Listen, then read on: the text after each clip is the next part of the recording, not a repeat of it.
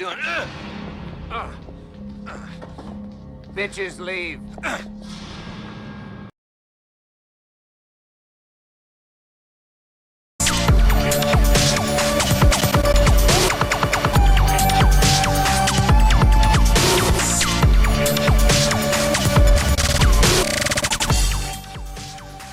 Hello everyone, welcome to another edition of Trash Talk. All the bitches must leave. Get the fuck out. We're going to talk about esports. Of course, this is the show where you guys call in, you give me your opinions, we pretend that you are an equal to me. I listen to them, and then I tell you why you're wrong. That's how the show works. And very occasionally we do get a sensible call. It's great to be doing Trash Talk again. I haven't done one from the new pad. This is the new getup. You can see, look, I've even got a bookshelf. That's just there. None of those books are real, just made out of cardboard. And with me is the same as every week. It is, of course, Sam. How are you doing, Sam? Are you all right, mate? Yeah. You sound it. You sound it. How are you coping with all of the backlash about the Pragg thing? Yeah, I like how just because the name Sam is dropped, it's just automatically me. Like, well, I mean, think about it. Like, his name is Sam. His name is Sam. Must be him. No, but think about it. So, okay, first of all, I obviously did a lot to sort of help Pragg, take her first tentative steps in the world of esports journalism. Now, I'm helping you take your first tentative steps into being an esports celebrity. On top of that, mate, not only have you pretended to be a woman on the internet, anyone who's seen a photo of you knows you're also pretending to be Iris. But yeah, please, if you are spamming abuse at Sam for being Pragg, please, just keep it up. Because if that becomes a fact on the internet, then that's it. I can die happy. Leave a proud legacy. Okay, so let's. Apart from that, though, Sam, everything all right, mate? Yeah, all good, mate. All good. Yeah. Had a nice day at Gfinity, didn't we? It was great. I mean, just again to put it in perspective as to how fucked Sam's life is. He decided to come down for the Gfinity finals, but he travelled like at the last minute. He came down, it's the final day, he sat in the back row, sat next to me, sat next to Thorin, and he's just having a sleep. Full on snoring. Next Chinese dude who was also asleep. Like, Red Eye's coming in, he's doing the thing on stage going, come on, let's make some noise. Let's show that the UK have the best fans in the world, and there's Sam and his mate just like fucking Nosferatu. My mate, no, what? Best mate, like best friend, what? He was using you as a pillow. He was doing my fucking head in as well. How many times do you need to get up to have a piss? Literally 8 times doing one map. You need to have your fucking prostate checked. You're fucking 15 and pissed 8 times in the last 10 minutes. You need to be put down. Because you ain't working right, but... Right. I'm telling you, like, I know you just pissed off because he kept waking you up, mate. Oh, exactly, but he's my fucking head in. Right, so... After the last time, I said to myself, if you ask me to stand up again, I'm just going to say, who the fuck are you? What are you even doing? You're doing my fucking head in. Oh, awesome. So I'm glad you had a good time, and of course, that's the kind of experience you too can have if you come to Gfinity, which if you live in the UK or if you live in Europe and you can get across in the Channel Tunnel, I recommend that you come along. It was a great event, obviously apart from Sam. So let's have a look at what we've missed. There's been so much going on since we last did a show, but I'll try and encapsulate it. We've had Copenhagen Wolves being in an absolute free fall. The team just fucking imploding. There's all sorts of rumours flying around about the team, even the stuff I haven't reported, but we did have it reported that, first of all, well, let's go back to the dentist screenshots being leaked out, and they were all talking about how we're going to get DeFicio to basically lobby for players for us, so when he comes in as a manager, he's got the team he wants. Of course, this is all against tampering rules. There's meant to be another investigation going on based on those screenshots being leaked. Hilariously, the leaked screenshots, the guy hacked all of Dentist's accounts. He hacked his Facebook, his email, had access to his bank, access to his PayPal. but the only thing he's interested in is the riot ruling? Far be it from me to point the finger at that being suspicious. Anyway, problems continue. It then comes out, as I reported, that they don't even have curtains on the windows in the team house. They don't have couches. They're sleeping on wooden pallet beds. There's 6 chairs in the house, and the players have had to put up with this sort of living condition for over a split. Dentist is having to pay for the internet out of his own money. This is an LCS organization that's owned by a venture capital group called Dig Life. What the fuck is going on? So there's an investigation about that. There's also rumors about the players. They're all arguing. They're all bickering. Young Buck's meant to just be like, look, I don't even give a fuck anymore. Is that reflected in his performances? He's getting wrecked week in, week out. Thorin's a bit crueler than me. He says, how can you tell the difference? I don't know. Seems to be a difference there as far as I'm concerned. And then it doesn't just end there with the fucking team madness. Pretty much the same week all of this shit's going on. You got Renegades, that co-owned by Chris Badawi and Monte Cristo, and they're having a terrible time. You got Badawi getting banned for a year for tampering based on rules that were invented after the incident occurred, or rules that don't even apply to him because he wasn't in an LCS or Challenger Series team at the time. Riot just making up the rules as they go along, hit him with a year ban, and that year ban prevents him basically from being involved in an LCS team. Doesn't just stop there though. After that, despite having all of this public sympathy, it then turns out that Riot ban him from an LCS venue. They tell him that it was a mistake after we at the Daily Dot reached out for comment. Now, a lot of people have took this to mean that it was a rumor that was being spread around. No, it wasn't. He was banned from the venue. He was absolutely banned from the venue. Then it got bumped down to being, it was just a backstage ban. It's all been a big misunderstanding. Another classic Riot misunderstanding, that when a press affiliation reaches out and says, hey, we know what you're doing. Oh, no, it ain't like that. It ain't like that. That's a mistake. Same as the, you can't stream Hearthstone. No. That's not in the contract. That's an earlier draft. Yeah, we just made a mistake. Riot's mistakes, will they ever end?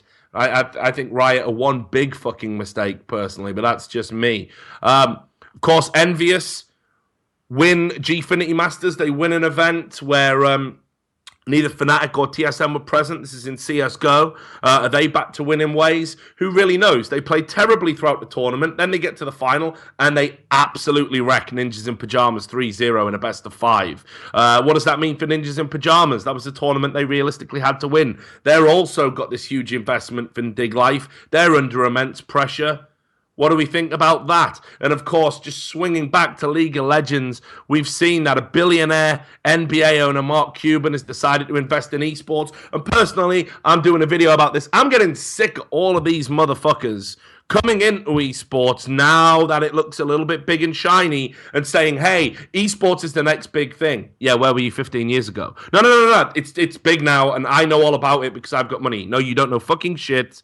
Stop it. I'm getting sick of all of these assholes. Esports is our thing. It's got fuck all to do with you. Yeah, put your money in, but stop talking about it like you have a fucking clue how it works. I've been here 2-3 times before when the millionaires come in and say, oh, yeah, we're going to make a fortune. And then the bubble fucking bursts. And where do the millionaires go? They go invest in something else. So fuck Mark Cuban, but we'll take his money.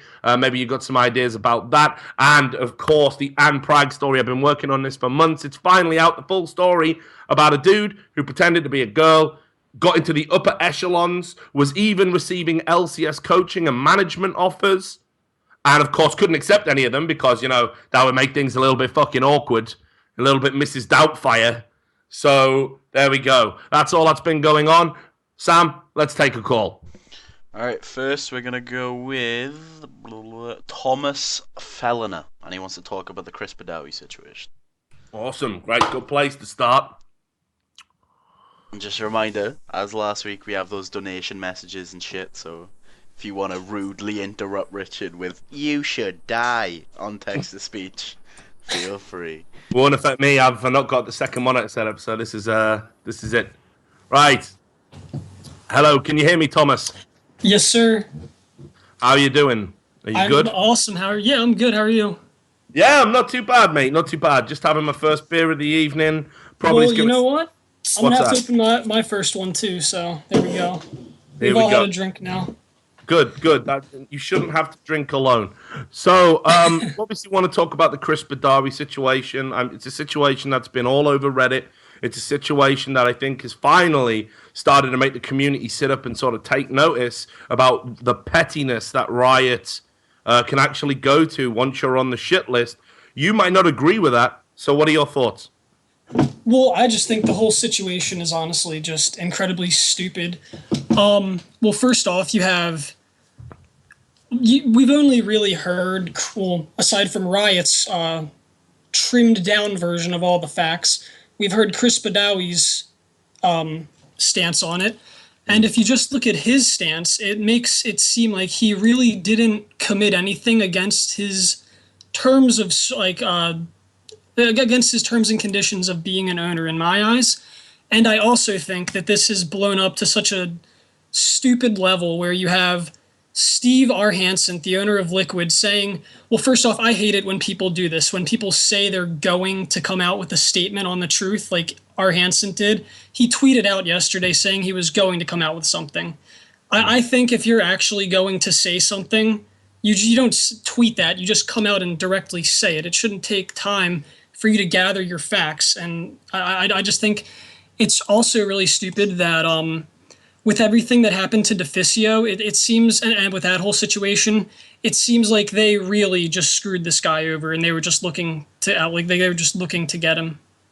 Well, okay, Thomas, I'm already liking you, okay? And I love all of my viewers and all the people who call in, especially.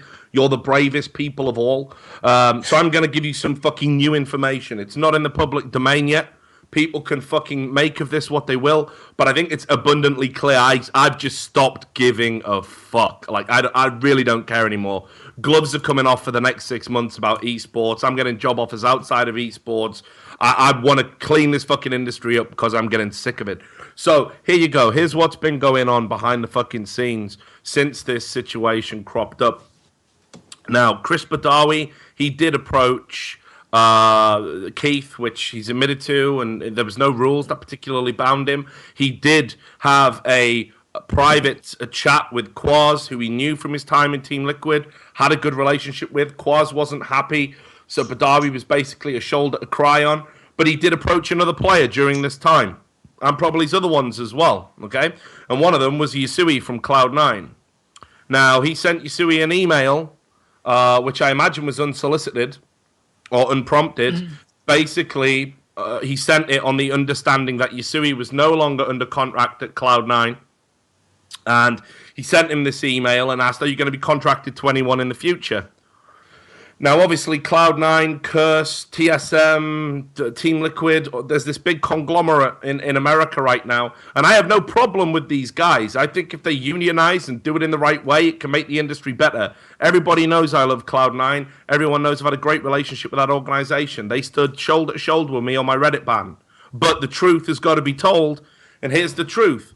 The truth is that wasn't declared by Badawi up front. So now they're looking to use that as leverage to banish all of the goodwill that he's built up with the community. So the email that he sent Yasui was passed over to Travis, everyone's favorite League of Legends journalist, and he's going to be publishing that soon, as if to say, well, this guy is still a devastating force. This is why he's banned from LCS venues and backstage. This is why he can't be trusted. But actually, this occurred at a time when Yasui wasn't under contract, and this occurred around about the same time he was making the same mistakes in reaching out to Keith and reaching out to Team Liquid players. Now, Badawi is absolutely fucking, I think he's fucked up, because when all of that shit came to light, he should have just publicly declared all the other players he approached.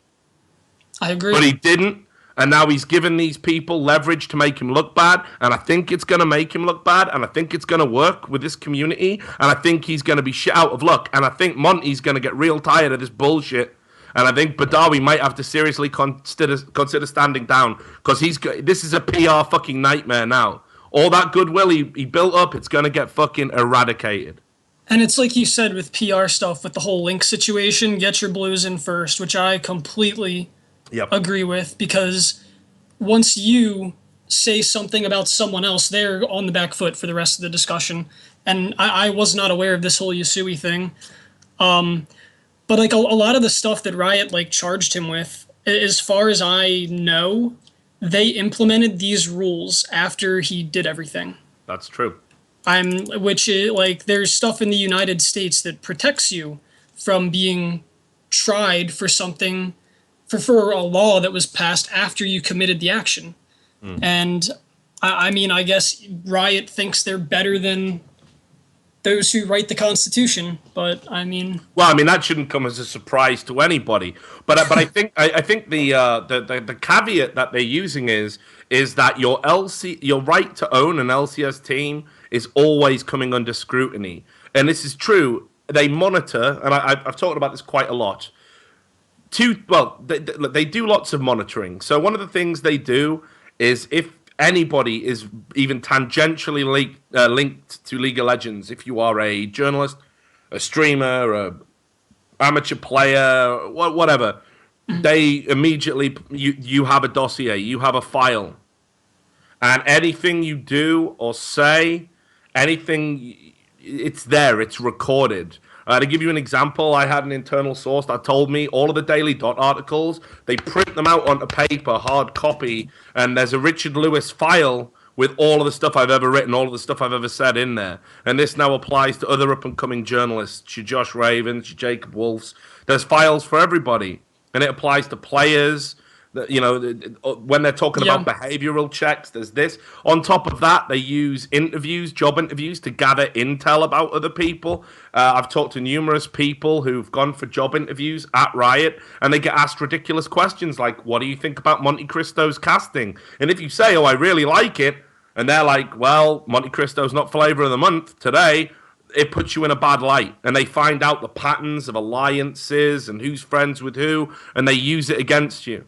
And it's just how it's always been and how it's always going to be. So when they say we reserve the right to choose who can be an owner, it's not just predicated on what you do in relation to teams and whether you try and poach people. It's not just predicated to what you do on the servers. They will run player behavior checks against you at any level. But they also check everything. In fact, Riot employ people, and this is true. If you can believe this, I mean, this is a pretty sweet job. But they employ people to read Reddit.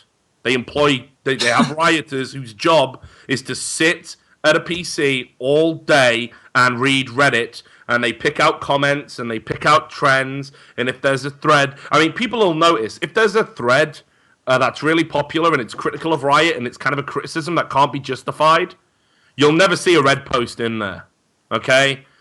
However, if it's something like, oh, I had a great experience today, boom, red post is in there within like 30, 40 minutes. And it's just to give this illusion that they're like, oh, hey, we just happened to stumble across this and it happens to be really good. They're never there when, of course, it's needed. This is just the tip of the iceberg when it comes to Riot and how they monitor people. So, yeah, I mean, the Badawi situation is, like, I'm not saying Chris hasn't even made mistakes. He claims to be a lawyer, and he doesn't realize, like, he can't even negotiate the PR nightmare of dealing with Riot. Right. Yet he's meant to be an intelligent person. So he's got himself to blame.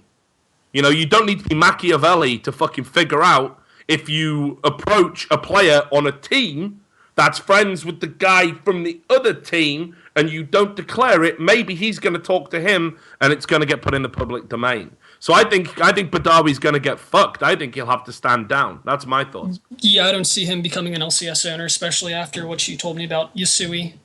Yeah. I don't see him being able to come back from that. And it's actually funny what you said about the whole rioters on Reddit thing, because I saw Riot Light's post on how about the player reform system and how people were editing posts and all that bullshit. And I'm someone who likes to test the boundaries and limitations of things that they do and implement. And I literally made an account where all I do is just, I mean, I'm not proud to admit this, but I just do things against the terms of service, and it still hasn't been banned.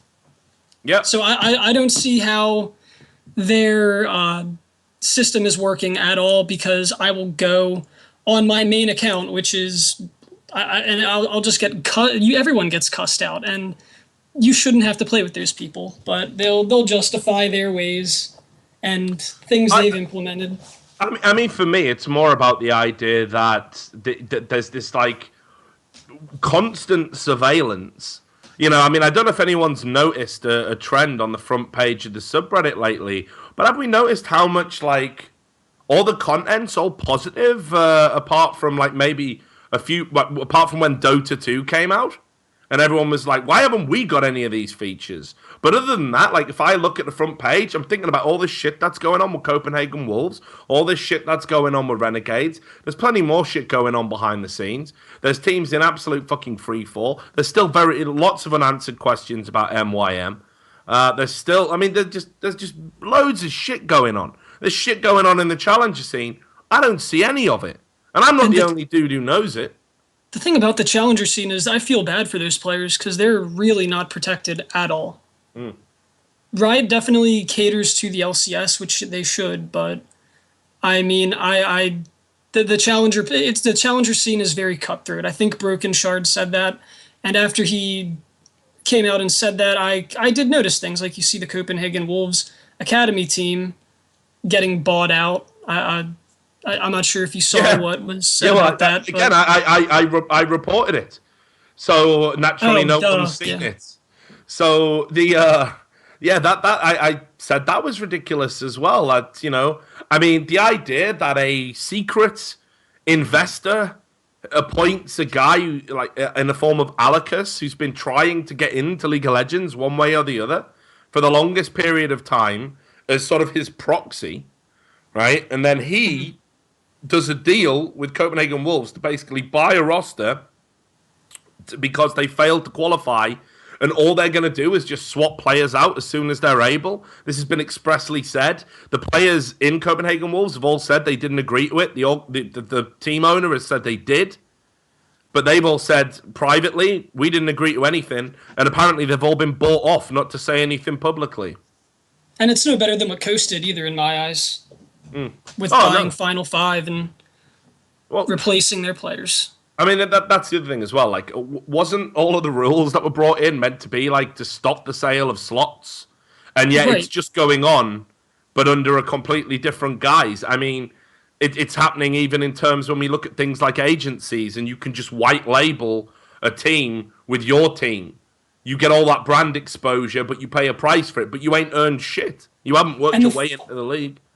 The funniest part for me with watching that whole Coast Final Five thing unravel was that Final Five was actually doing fairly well with their with their original roster in the challenger scene, and then Coast comes in, tampers with it, and then the team just kindly went to shit. They didn't make it to they didn't do anything, but that's all I have to really say about the Chris Badawi situation. We kind of got a little sidetracked. I just wanted to get your final thoughts on it. I mean, look, at this stage, keep in mind that when this Yusui thing does come out and it's like a classic Hatchet piece, I'm almost tempted to write it up myself just to stop the Hatchet job occurring. Right. You know, because I know it, I've seen the email. But basically, the facts still remain. Yusui wasn't under contract. Right, and Badawi did engage with conversations about Jack after the fact. I don't think they could work a deal out. But I mean, again, I think Chris is the way I know how these things work. Right now, he was riding a wave of positivity. That story's going to come out, and basically everyone's just going to swing the other way. The echo chamber of stupidity on Reddit is going to mean that no one's going to critically assess what actually happens. And I think Monty will be having a conversation with Chris that's like, look, dude, You're gonna fucking drag me down, and that can't happen. And I think Chris will have to stand down or sign away his share of the team over to his mother or something ridiculous like that. So, how do you think it's gonna go, and what do you think should happen?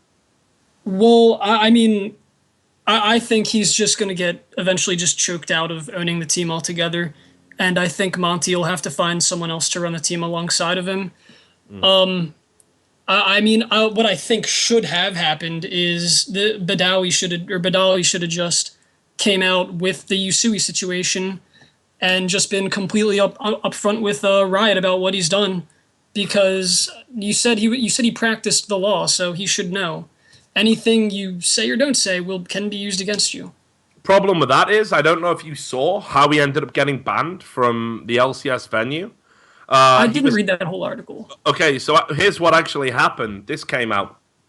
He basically was accidentally given backstage access. Okay? He's got access to the venue. He went there last week. There was no problem. And they gave him a backstage band, right? So he contacted Riot and said, I'm pretty sure I'm not meant to have this. And their response to that wasn't, oh, nice one, Chris. That's responsible. Thanks for letting us know. We'll change your level of access. Their response was, you're banned from the venue. That doesn't surprise me.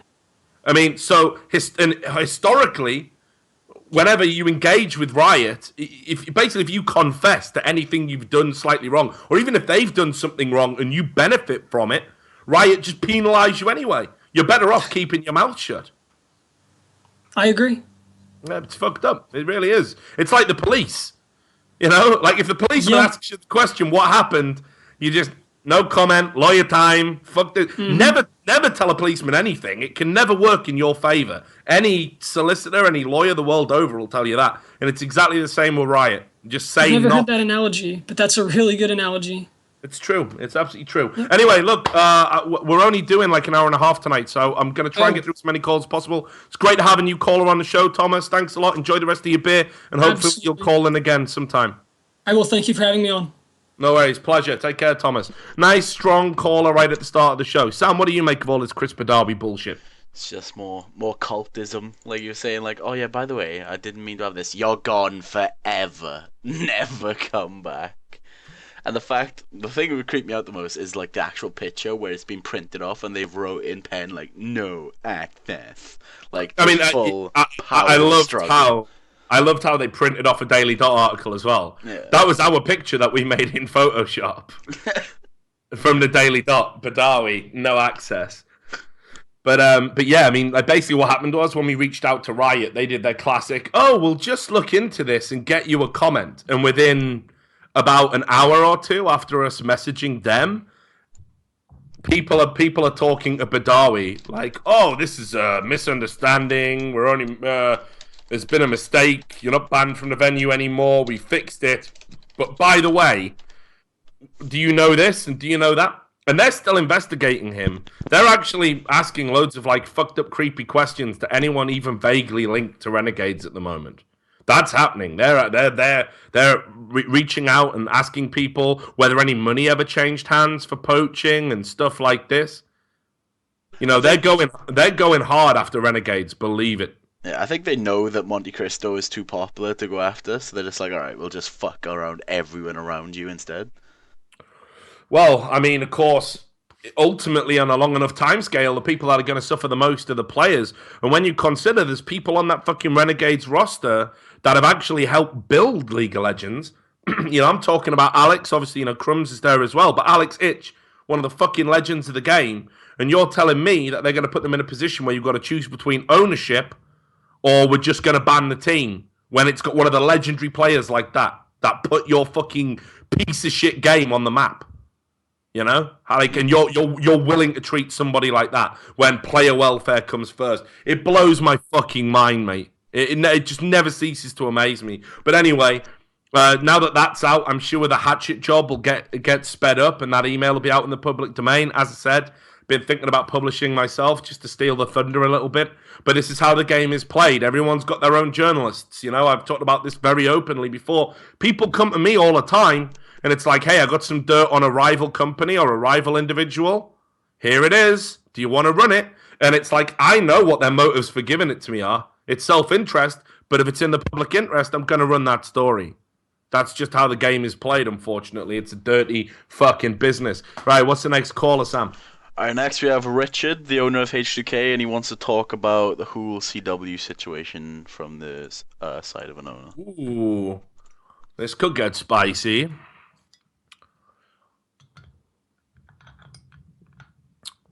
Let's see. Let's go dick to dick.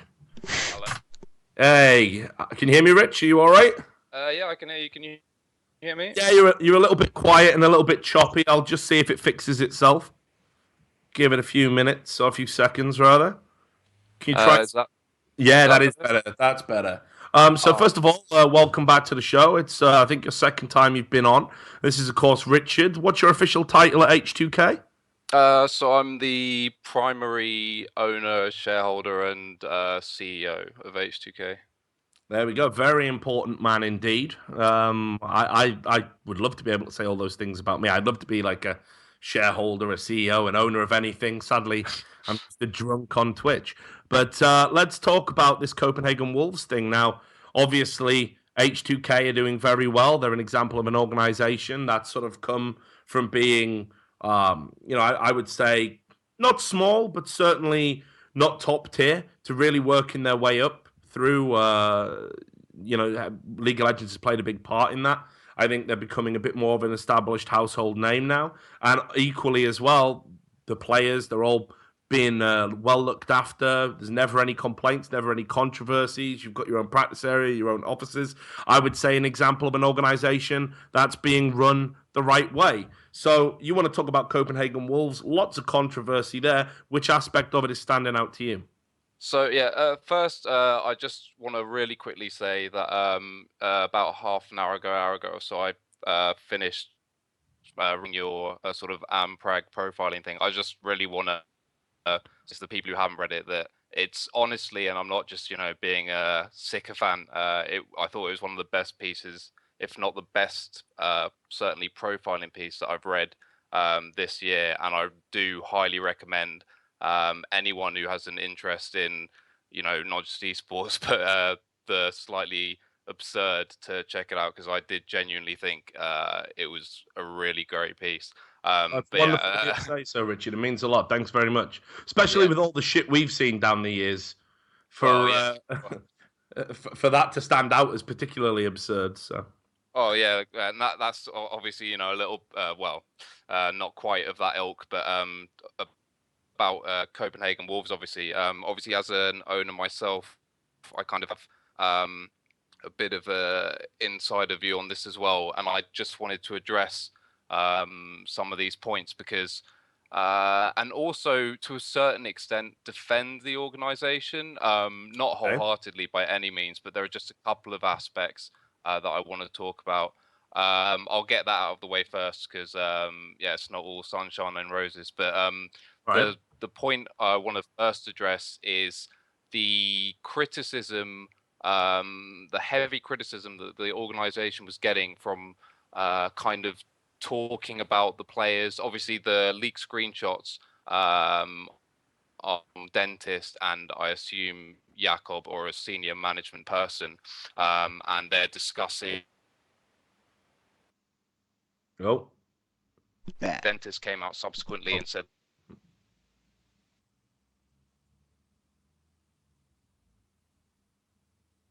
has he cut out?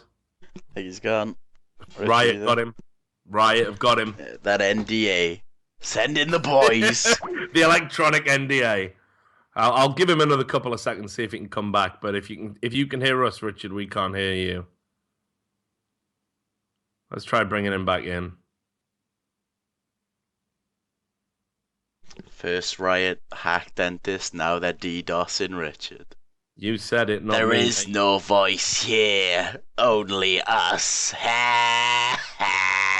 When I was looking through all the people that favorited the Pragg article, Nick Allen did. Serious? Yeah. Hello? Oh, there you go. Hi, Richard, he's back. He Great. survived. So you've survived the Riot DDoS. Yeah. Was that me? Or Yeah, that's guys, definitely or- you. Oh, right.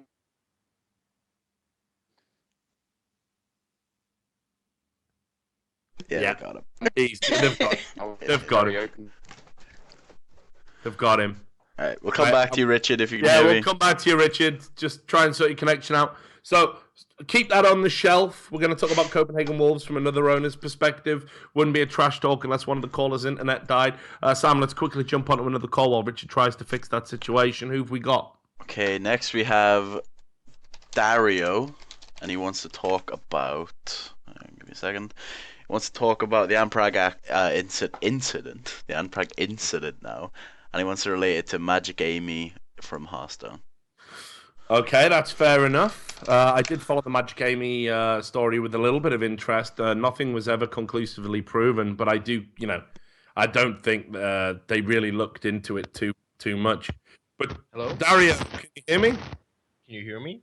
I can, yeah, a little bit crackly, but it'll be okay. Journalism. That's right. It'll be okay. Yeah. So you want to talk about Anne Pragg and sort of link it to the Magic Amy situation. I think, first of all, why don't you give everybody out there a summary of the Magic Amy situation? Because I don't know how many Hearthstone enthusiasts watch this show. Yeah, definitely. So, for the people who do not know about the Magic Amy situation, basically it was kind of similar to the Anne Pragg situation, where there was this. Well, it came out that it was basically this Canadian dude, this Canadian white guy, who was impersonating a Asian female. I think she was from Korea or something, where he used the pictures and the online persona to gain viewers and gain a following in Hearthstone, and it actually became quite a big deal because he got quite a few like big tournament invites, and like he managed to gain quite a lot of followers on Twitch as well. And he got as well invited to Tempo Storm, which is one of the biggest Hearthstone teams, just because he was Magic Amy. He was this female character who was supposedly, of course, he was pretty good at Hearthstone, but it was definitely, I'd say, his popularity was quite enhanced by the fact that he had this female persona to kind of carry him, I'd say, out of the into the popularity. And what actually happened to Magic Amy? Because I remember a load of people came to me at the time and they were like, Richard, this is the kind of story you do in other games. Perhaps you could look into this. But there just wasn't time. There was like so much other stuff going on in other games at the time. I was doing lots of hosting gigs. So I never really got to look at it. But I mean, haven't Tempo Storm always kind of said that they did an investigation but weren't able to conclusively prove anything, that they don't consider that they were part of a scam or anything like that? Yeah, but I think that's more of a PR statement, because of course they don't have it's not in their interest to kind of support those kind of people. Of course. But I'm pretty sure like there's been conclusive evidence. If you compare it to the article that you wrote, I think there was something about previous accounts as well. I think on Google Plus as well, actually, where there was an account with the guy that had like a different profile picture and such. Actually, quite similar to this situation, which is quite funny, I think. But yeah, I'm not really here to discuss the entire like Anne Pragg situation, because I imagine most people have read the article already or actually know about it. I'm more interested in like the aspect of gaining like this huge following, gaining this much attention. I'd say it was predominantly because it was a female like character. There was this female who happens to show interest in the video game industry, so to say. And so tell me why, because I talk to lots of women in esports and in gaming, and they all say the same thing to me. They go, Richard, I express opinions. I'm interested in the games. I don't get anywhere. No one takes me seriously. Nobody asks me to write articles. Nobody offers me the opportunity to coach a team or analyze a team. What do I have to do? What's Anne Pragg got that I don't got? And I can't really explain it, although there is a part of my brain, actually, Dario, that a very small part that makes me think it wasn't. It was quite an attractive girl in the picture, and what if every man in esports is just a thirsty motherfucker? But that's like a tiny voice at the back of my head. The rest of it is fairly, I'm as confused as anybody else. So can you explain it to me? Well, honestly, I think there's quite a few factors, because, like I said, comparing it to Magic Amy, it's not the first time this kind of thing has happened, and it's sure as hell it's not going to be the last time, I imagine. So I think pretty much to make it in the industry, I think what you need is you need to of course, you need to have some kind of knowledge of the industry, which it has been pointed out many times. Like the person behind and Pragg actually did have some knowledge of the industry. Like it wasn't just a random guy who was playing in fucking bronze and didn't know shit about the game. He actually had some knowledge. The thing is that apart from actually knowing about the game, actually having some knowledge, actually being good at analyzing, you need to do hard work. You need to actually put in the work. You need to grind out the esports articles with like 10 viewers, and you need to go through that whole process, else you're not gonna make it. And the thing that he did was basically like a shortcut out of that whole what we say, the hard work phase. Of course, it takes skill, but it takes the hard work as well. And without the hard work, well, what are you left with? And I think one of the reasons you said, well, was it just a woman? There are other women who also have the skill, who also want to make it. I think most of the thing, if you read through the Reddit thread, and if you read through, like, if you remember some of the old tweets, there was a lot of controversy as well. Like, it wasn't just esports tweets that she did. There was like some people even called her like an attention whore, where there was like comments about bisexuality and relationships with players and such. People find that interesting. Like, it creates drama, and well, I think you know better than anyone that esports lives on drama, pretty much. Well, yeah. But I mean, get this, Dario. I had the story, because it ran to about 5,000 words, and that doesn't even include the second guy who pretended to be Anne Pragg. Right? The story it's insane. But there was loads that I had to leave out just for reasons of flow. I wanted it to be a good narrative, and I didn't want it to get bogged down in the details. But here's an example. So there were a few players that did this, by the way. Within about a week of meeting Anne, they were like, hey, do you want to come to an event? I'll fly you out here. You can stay at my house. I'm going to pay. I'll pay for everything. I got money to burn, baby. And there was definitely, I mean, I remember having conversations with Anne over Skype text. Mysteriously, she could never talk because she didn't have a microphone. What a surprise. And she told me that, like, she used to get all this information about what was going on in the LCS because the players were always trying to fuck her. They were all, that's her words. So, well, like, literally, honestly, it doesn't surprise me. Yeah, but I mean, so surely then, is that little voice in the back of my head, like, is this, like, had it been he chose a photograph of a girl who perhaps wasn't the most attractive, perhaps was carrying a little bit of extra weight, wasn't the prettiest, do you think we even know who Anne Pragg is? Do I even, like, and I definitely wasn't trying to fuck her, you're not going to find any rogue dick pics from Richard Lewis or anything. I hope not. Yeah, nobody wants to see that. But I mean, I've been making jokes with Thorin. I'm like, I bet come on, dude. And he's like, nah, I'd never do that, mate. There's too much to lose. But anyway, so we joke about that all the time. But sometimes there's a few pictures that suddenly wind up during a Summon Inside episode or something. But I wonder, first of all, how many guys did that, and like I say, would we even know who Anne Pragg is if she wasn't attractive? Certainly within esports terms, I guess, is a poor way of phrasing it. Honestly, I don't think so. And it's hard to pretend that, or it's easy to pretend that, of course, we're not all sexist bastards who just latch onto the first pretty woman we see who talks about esports. But the truth is that that's just the way the community works, honestly. And it's been proven time and time again, and it's been seen in different communities, not just League of Legends, but as I said, in Hearthstone as well. Like, of course, Magic Amy did write good articles. Like, she did have good knowledge of the game, but the reason why she got so popular so fast was because she was a female. And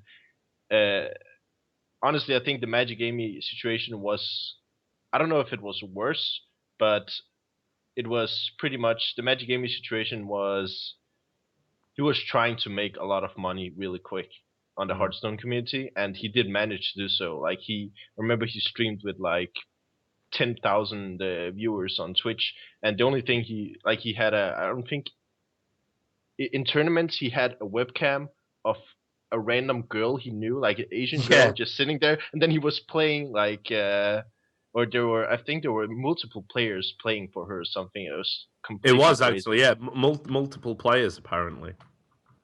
Which Yeah, is, like, I mean, that was a next level scam. I wish more people knew That about was- that actually, that because was the amount of work that went into creating the Magic Amy persona, it pisses all over what Pragg did. Like Yeah, exactly. a lot of people have said, oh, you know, Pragg must have been some sort of genius because she fooled cynical Richard Lewis, cynical Thorin, all these LCS organizations. Well, actually, all it was that I didn't want to be one of those like sexist assholes, basically. I just took her at face value. I thought, who the fuck would lie about being a girl on the internet just to talk to me, just to send me an article? It makes no sense. And there was no reason to doubt anything that was going on. It's not hard to talk to. Like any idiot can come in here and talk to you. Just look at me. Yeah, but I'm guessing with your voice, you are a dude. I mean, I could be wrong, but I'd hope so. I'd hope so. There's Last time I like checked, anyway. there's no attempt to deceive going on, but I never even questioned it, even when it was like, oh hey, let's do a Skype call real quick to talk about your article. It was like, oh, I don't have a microphone, and even then I wasn't like, yeah, well, maybe she's just shy, maybe the outward persona Shy. maybe the outward persona on the internet is very different. I know people like that, keyboard warriors who they can type shit and then you sit down with them and they can't even make eye contact with you. In fact, that probably applies to 99% of the motherfuckers on Reddit, So crazy shit. But yeah, the fucking the shit with Magic Amy was next level. It was next level. And perhaps I will go and write something about that. I don't know, because I think you should, because honestly, I think that was kind of genius. I think. oh yeah. I think this was like, it seemed like from your article, it seemed like he didn't actually, or he had a hard time making money off of it.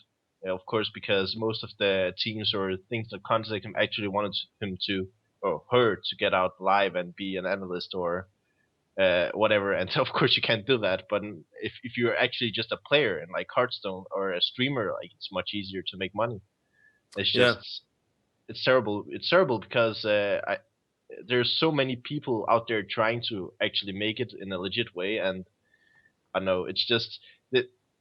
What I hate the most is when I read Reddit comments and people are like, "Yeah, but you should give them a chance because they are actually good at what they do and things." But there's a million, or not a million, but like 100 other guys out there who are probably just as knowledgeable about the scene or the Korean scene or whatever, but they don't get a chance because they're not an attractive female. And this is the thing that I've said in the past, right? Like, it's real hard because there is an element of reverse sexism going on, right? Like, right? I wanted it was definitely part of my thinking when it was like, there's not a lot of female League of Legends pundits, analysts, journalists. I want to help contribute towards that diversity. So I was kind of doing it not just because I rated her work, but I was doing it because I wanted a female to come and, break up the fucking sausage fest. Yeah, but you can't blame yourself for that. It's just a normal responance. Like, but it is that is reverse sexism in a way. That's like, I'm not thinking about with a clear head. That's not a meritocracy. And the problem is when you start doing that right. So now next time, the next person who comes along, who I can't verify is female, they're gonna get shit on, right? Yeah. Like, because I'm triggered as fuck now. Second of all, I'm probably gonna be more critical of their work next time around because I'm gonna be more cognizant of the fact that I don't want to employ sexism or reverse sexism.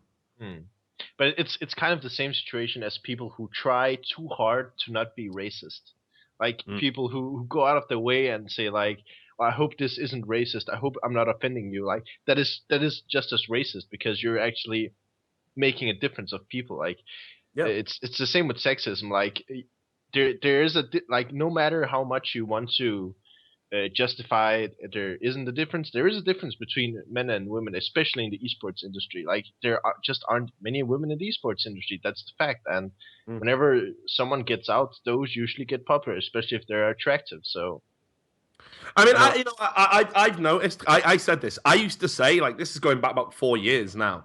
I got into a bit of an argument with some women personalities in the esports scene. 'Cause I kept talking about the leg up. I was like, if you were attractive and you had a talent, you would get fast tracked into an esports job.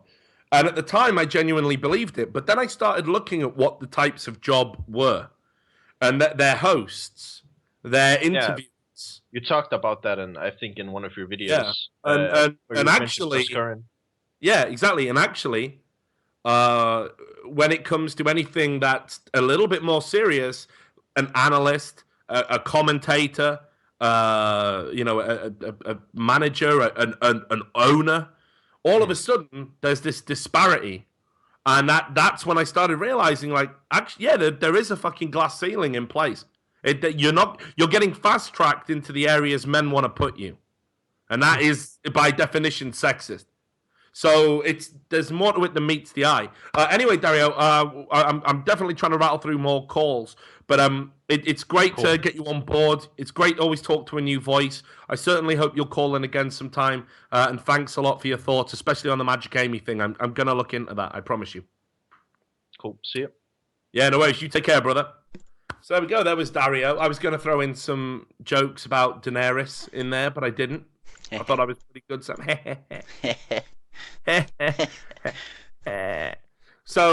let's. I mean, you've got nothing to add on that point, have you? Nah, I didn't think so. It's all a bit embarrassing for you. Anyway, so apparently Richard from H2k's fixed his internet, has he? I think so, and Scoot wants to call in, so let me bring in Richard and see if he... Yeah, let's get Richard in first, I think. Okay, just remind everyone he wants to talk about the CW situation. Yeah, that CW is Copenhagen Wolves, not clitoris warlocks. Hi there. Hello. How you doing? Hi, yeah, sorry about that. I'm not really sure. Hey, no need to what apologise, mate. Yeah, so I'm not quite sure where I cut off or started lagging or whatever. Basically, you literally just started going into it, which is why I was making the riot jokes. Basically, the first thing you were going to do, you said, before you were being a bit more critical, was to defend the organisation. Right. So I'm intrigued as to on what grounds you're going to defend them. Right, okay. Do tell. So obviously, you know, it's quite frankly an absolute shitfest, generally speaking. But what I did want to kind of defend them on, I guess this is more defending Carl and to a certain extent Jakob. The screenshots that were being leaked, where obviously, you know, they're pretty crudely talking about how players basically, you know, it's just a commodity, and how player X is going to be replaced, and you know, they're not important, they're only on this amount of money and they don't deserve to be on any more, and how, you know, they were essentially equating to players like Unlimited and Young Buck as being worthless if it means that they can keep freeze, or, you know, all this kind of chat. And I just kind of wanted to defend them to a certain extent, which is as crude as their conversation was, and it's certainly not how I would approach a conversation talking to anyone, no matter how, you know, tight I was with that other person within my own organization. These kind of conversations, not only do they happen in every organization, but they are necessary. And I'm not gonna pretend that I haven't had similar conversations where, you know, we've had to talk about the reality of, at certain periods of time, does this guy need to be replaced? If so, by who? And the nature of the conversation sometimes leads you down the path of, you know, shortcutting or what have you, where you do talk about them like they are, you know, a piece of real estate, basically. And like, is this the right time to sell? How much is this guy really worth? And if you were to screen grab conversations I've had with members of the past, sure. would they look like that? No, probably not. But you know, I'm sure it would get a lot of traction on platforms like Reddit. Yeah, But I make no bones about it. When I've managed people in the past, if like for example, I've had players that are just fucking PR disasters back in Counter-Strike. You know, it wasn't abnormal for me because I was a manager of a UK team. So yeah, I'd wake up in the morning and there would be an interview posted on a website. And you'd be like, well, I haven't authorized an interview. What the fuck's going on? And in it would be like ridiculous shit like, I hope player X dies in a car crash. And you're like, what the fuck is this? How's this happened? And believe me, when I was talking to sponsors, if you were to read the fucking conversations I was having, they were along the lines of, yeah, you can't trust that little cunt. Don't worry, I'm going to kick him as soon as I can find a replacement. Now, probably we didn't have to worry about Reddit in those times. But probably, if anyone got that screenshot, it would be, you know, gaming manager refers to player as little cunt rather than player acted like little cunt. Do you know what I mean? Like, so I do have sympathy. And of course, the other thing to remember is Carl was the victim of a criminal act. Yeah. You know, and that information should never have been in the public domain. You know, we should definitely be sympathetic because everybody's got private shit that they wouldn't want out in the public domain on your Facebook, in your emails. And if you get hacked, then and it comes tumbling out, that's a horrible thing to have happen to anybody. Yeah, definitely. The one thing that, you know, as you said, like you can't legislate for things like getting hacked and getting all your chats leaked and stuff like that. But something that was clearly was a bit awry here was there was, despite Carl coming out and saying that he was open with everyone and stuff like this, again, from experience, I don't necessarily fully believe that. I'm sure there was some kind of dialogue, but I'm not sure it was, you know, he was almost cavalier in a sense that he was like, well, you know, everyone knew that they could be replaced at any point. Like, this wasn't news to anyone, this kind of thing, which again, to use myself as an example, like it's kind of a joke now within our team, that I've always been really open with them about it, that when we switched out our support, I wanted Crepo. And there was a line actually which Yarnan linked to me and was laughing to me about it and said, oh, this conversation reminds me of you. It was talking about if we get reckless, then we can just start signing checks or something along those lines. It was, I was completely honest with them at the time of when we were dealing with supports, and I told them, I was like, I want Crepo. They asked me why, and I said, well, as far as I can see, there aren't any obvious standout talents in the support position right now. And I'm not going to lie, like it could be, you know, something really useful for sponsors and creating a more stable revenue stream, which we definitely needed at the time. But then Sing happened. Well, yeah, exactly. But I've always said, obviously, you know, as I was always really open with them. I said that it wasn't like an after effect. Oh, by the way, I wanted this guy. I was kind of putting it out there beforehand. And they brought up Kasing, and I was really dubious. Like I hadn't seen that much of him apart from a few Super Hot Crew games. I was really dubious, but I talked to the manager and Prolly, and I was basically like, you know, at the end of the day, I'm not a League of Legends expert. I know that if I get Crepo, that's a known quantity in my mind, and I know it's also something that's potentially lucrative. But at the end of the day, I'll always side with player opinion on skill, and I don't even think they knew, to be honest, that it would work out as well as it did. But I do doubt some of the communication, because I mean, obviously the three guys who weren't included in the future plans were so affected to the point that they basically, within the space of 24 hours, all left the team simultaneously. So, you know, I really don't believe that there was this kind of like open dialogue where everyone knew exactly where they stood. I definitely think there were assurances to some degree given, and that trust was broken, and not just because they were talking about, you know, potential replacements, because if what they had said was true, then these kind of talks would have been implied. But it doesn't seem like anyone was okay with it.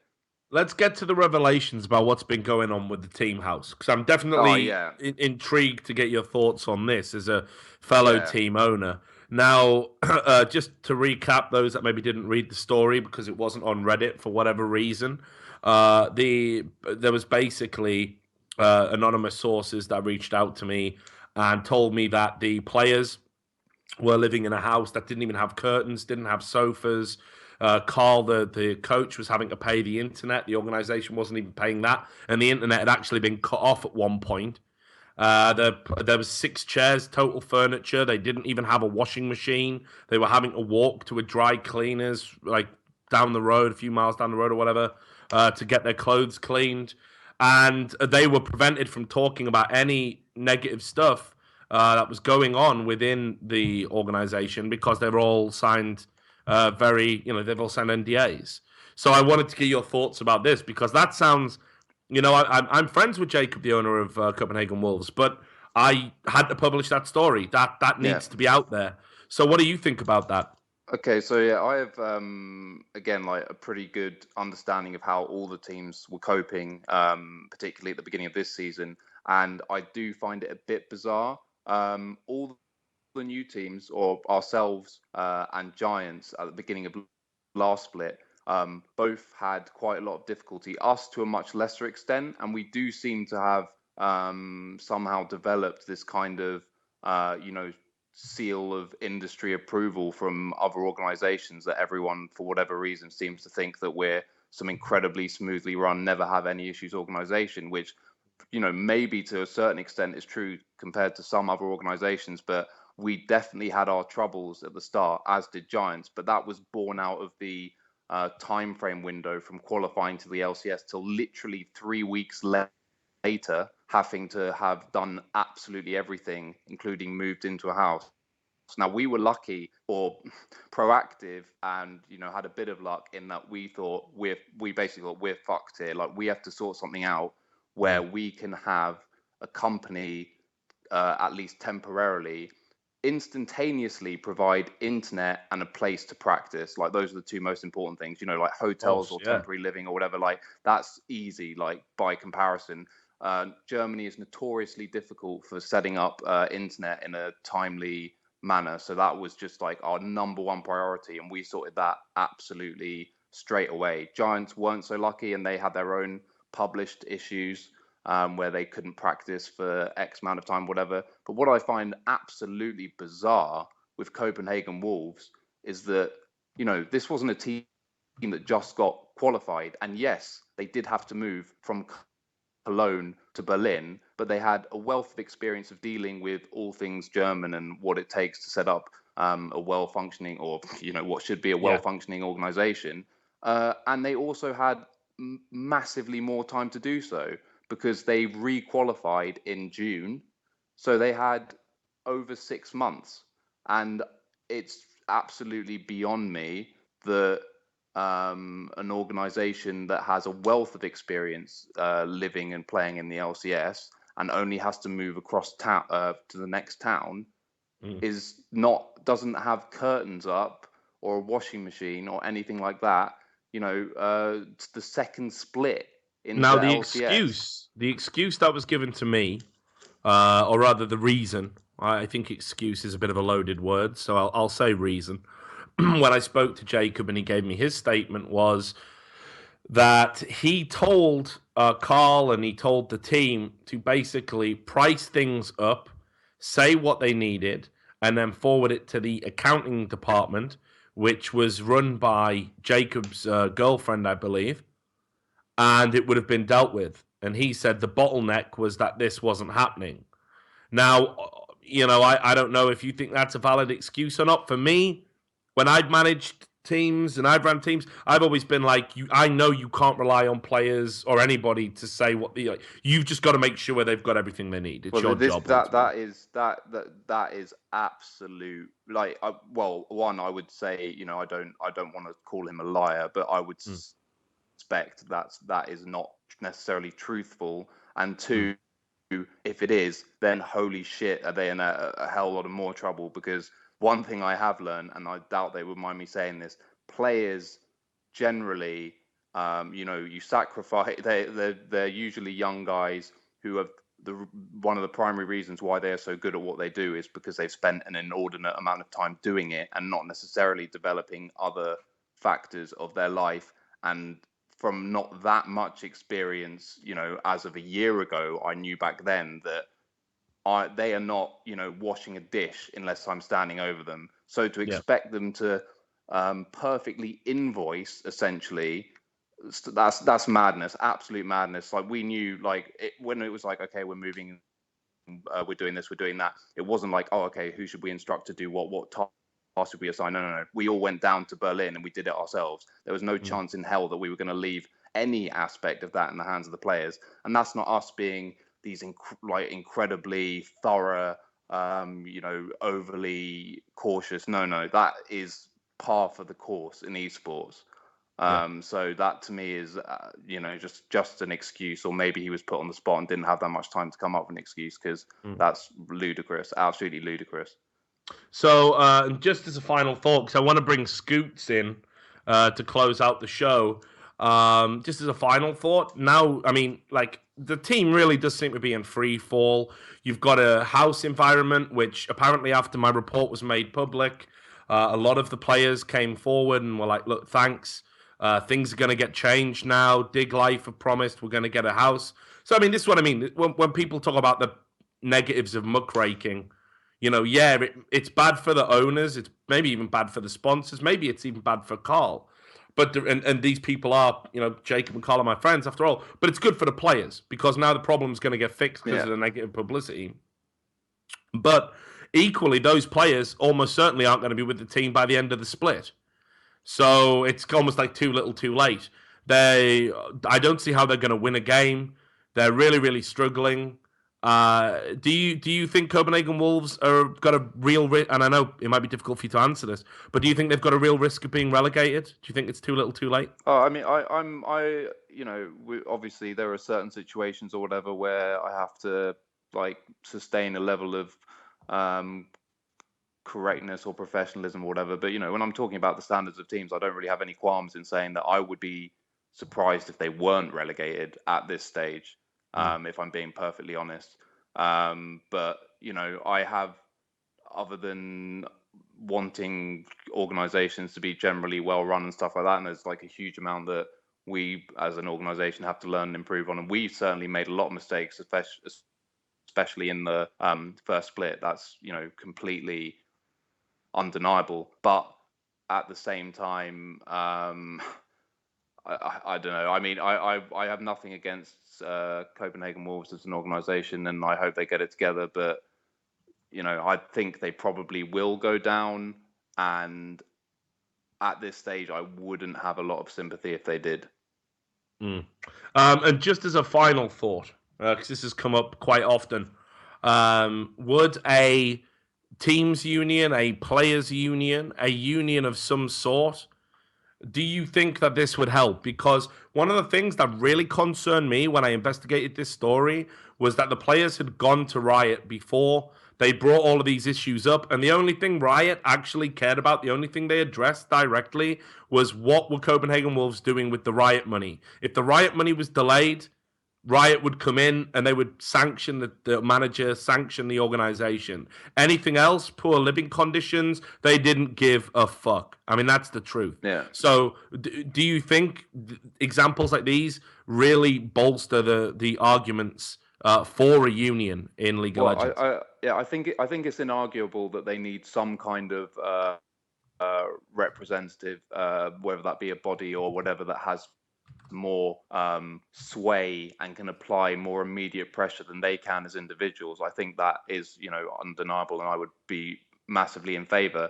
Where I would be concerned, and maybe this is slightly biased of myself as a team owner, but if you get a situation where people start trying, and I've already seen examples of it, where people start trying to act as people's agents, and this is still a business or an industry which is growing, and it's young, and it's full of young people who I've already seen firsthand can receive, or their heads get plugged with, illusions of grandeur and evaluation of self-worth and stuff like that.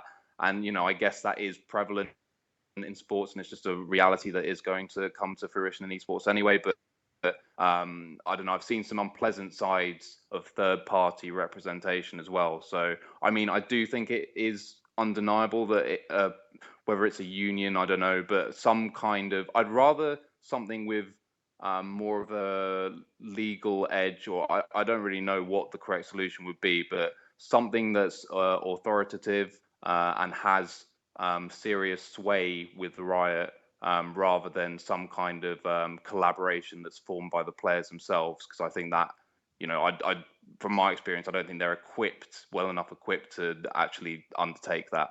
But I think it should be in place, definitely. I mean, to me, the worst situation is still Selfie last split. And the fact that something like that was able to happen, just, that puts the exclamation point on the fact that this does have to develop at some point. It does. Well, look, Richard, always great to get your thoughts, and certainly great to get a fellow owner to come on and talk about drama that's been going on. We're now entering the scoot zone, so I've tried to leave as much of a buffer as I can. So I will say thank you for calling. I hope you call in again sometime. But most importantly, best of luck for the rest of the split, mate. It's great to see you guys doing so well. Sure, great. Appreciate it. Thanks a lot, Richard. All the best, buddy. Take care. So there we go. That was Richard from H2k, the owner, the majority shareholder, jack of all trades, really. And H2k been doing well. He was talking about Copenhagen Wolves. And now, just to piss everyone off, who's like, but I wanted to call in, and all you do is talk to your celebrity friends.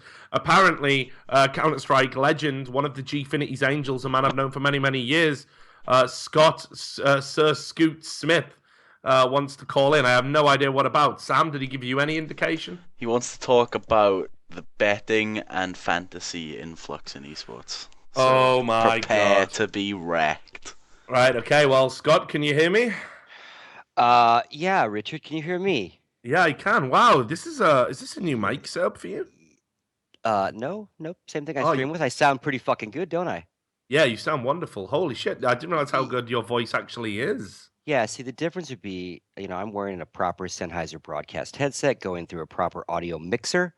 You would think with all your money and your production value, you would, stepped up your podcast game, my friend. I guess you're right, but of course, not all of us have made millions by being involved in fundamentally unethical organizations like Evil Geniuses. I have my webcam on right now, and I'm doing the dirty money gif. You can't see it, but it's happening. Oh, hey, right. Before we get into my questions, I know you're an sure investigative journalist, and I got some shit for you, dude.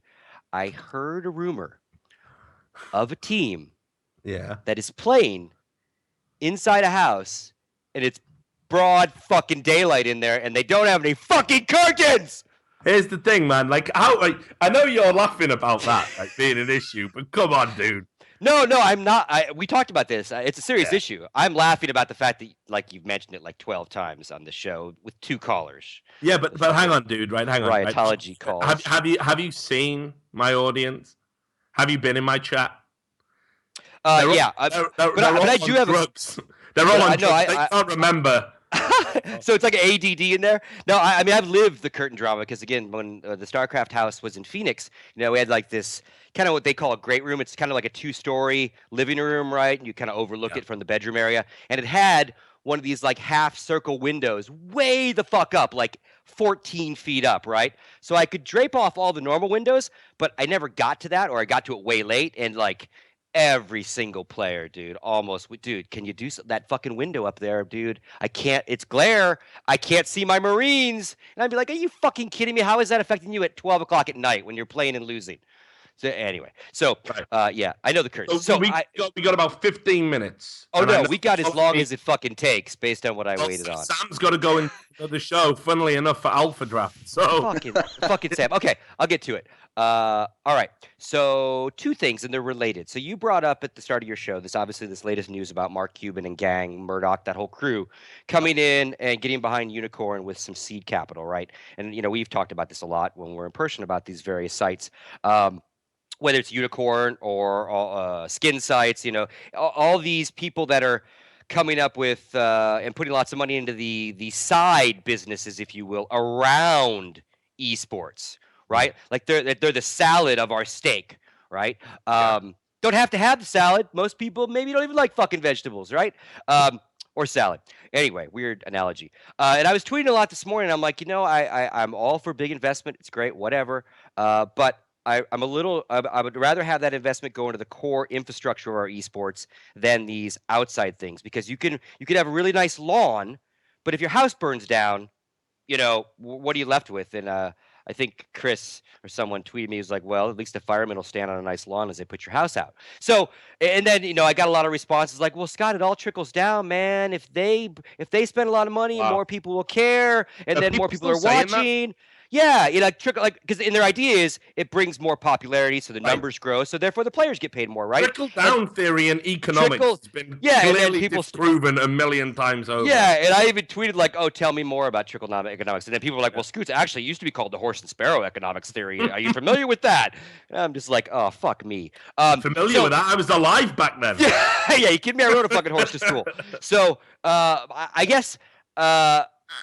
My questions are twofold to you. Obviously, there's legitimate gambling betting, right?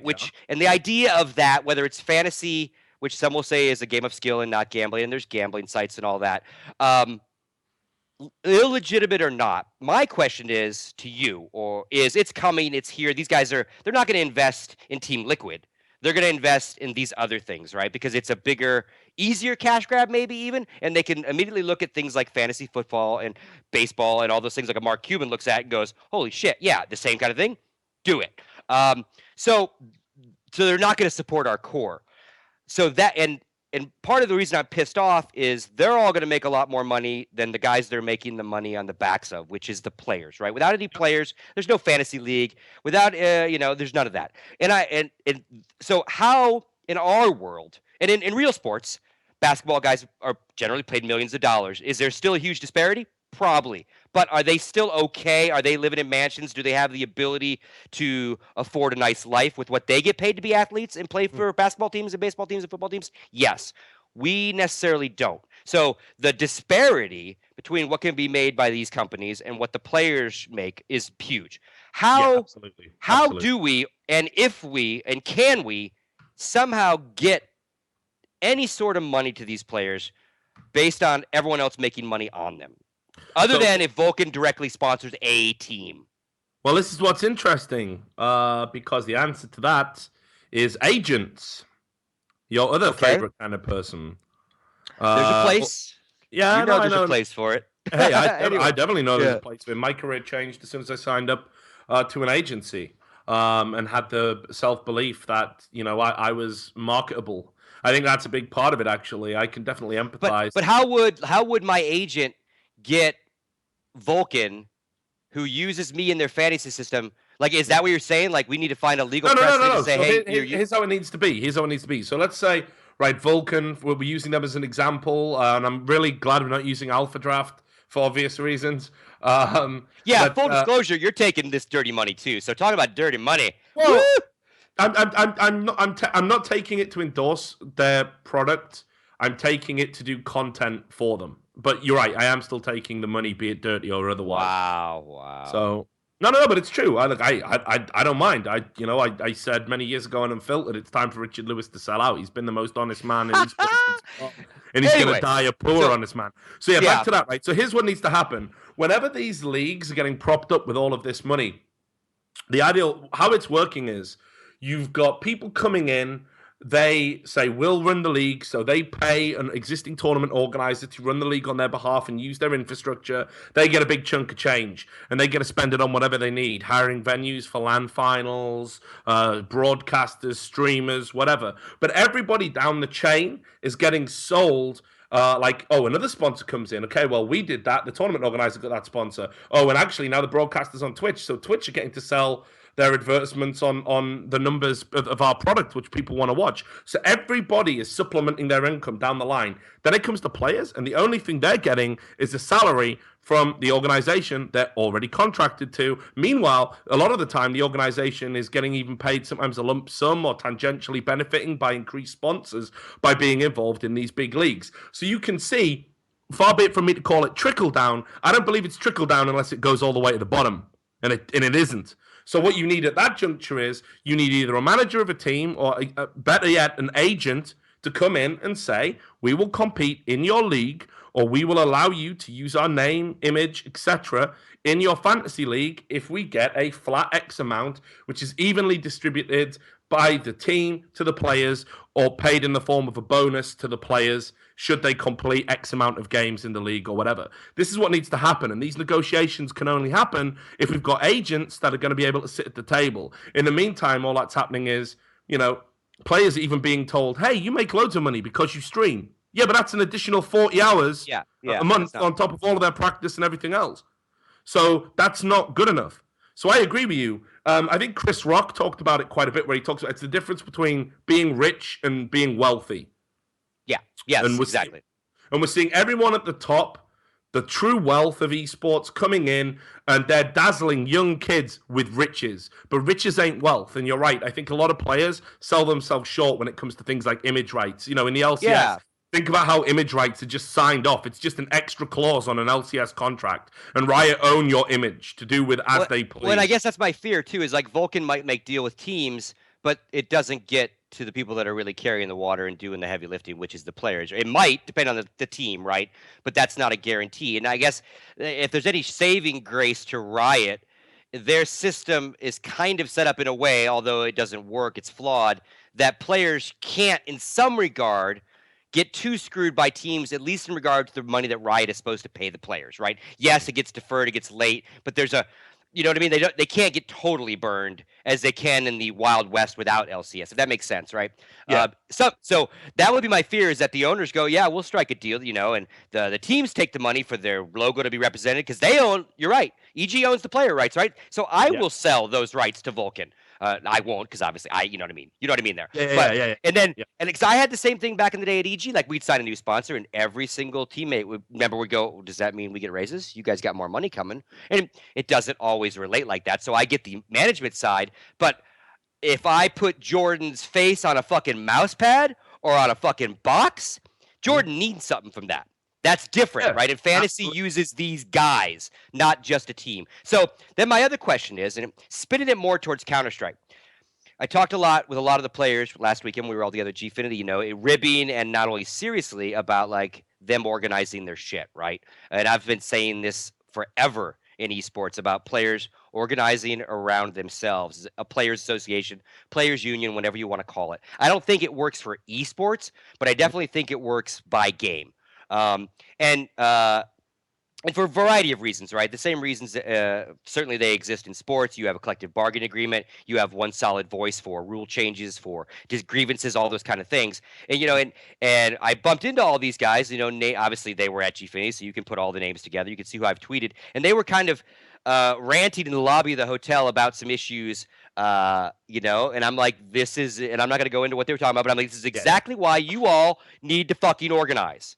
Right? You are, you don't believe it, you don't think it, but you are the power base. Without top pro teams playing at all the Counter-Strike events, there are no top Counter-Strike events, and no one will fucking watch, And they all agree, they do understand their power in the situation, but then they also understand their helplessness in the situation. And in talking to a few of them, they're like, Scott, great idea. We've been talking about it. It's not a new idea. Obviously, it's in sports. But our fear, and it's a very real one, is even if we all kind of organize, our bosses, our teams can kibosh whatever we want to do. They pay us. We don't have enough independence from their voice. And, and again, I reference back in the day, there was a Counter-Strike union. I'm rabbit ear quoting. You can't see it. You know what I'm talking about? The G-Fucks, right? Yep. And it turned into an old boys club that didn't give a shit about the world of Counter-Strike teams. It cared about what was in the best interest of those teams. Now, that was a team.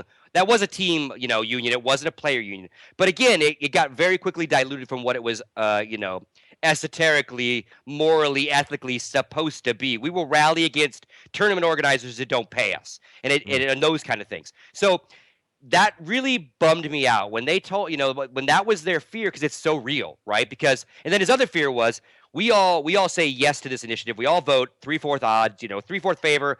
The motion passes. We will do this, this, and this. And then these two teams back out.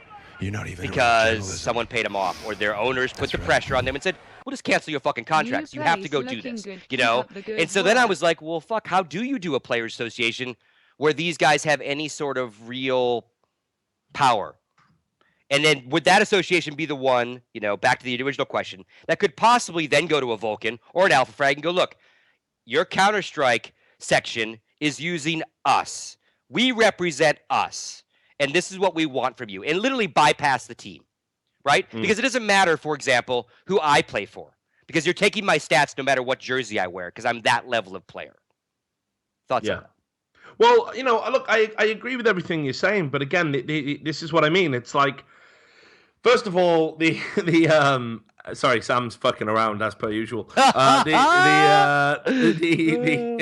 The Ambassador Phantom from the planet Crancor is now on our screens. Google him. Anyway, the first instance is the first person that tries to fuck you when you're a player is your team, is your organization that you joined. They are the first people to try and fuck you in a long line of people that are going to try and fuck you. All right?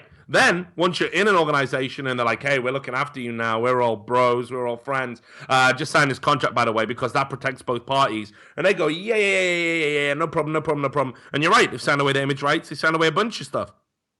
Right? Probably it's the right to even have other endorsement deals that are independent of the organization themselves. You ever noticed how a player's sponsors is always the organization sponsors? You very rarely, I can think of like Nade Shot as like an example. Yeah, but there's like it's super rare that one player on a team has an independent endorsement deal. Why? That's par for the course in all of the sports. Now, this can only happen with agents. This is why, look, before we even get to unions, we need agents, because you're right, the money isn't being carved up.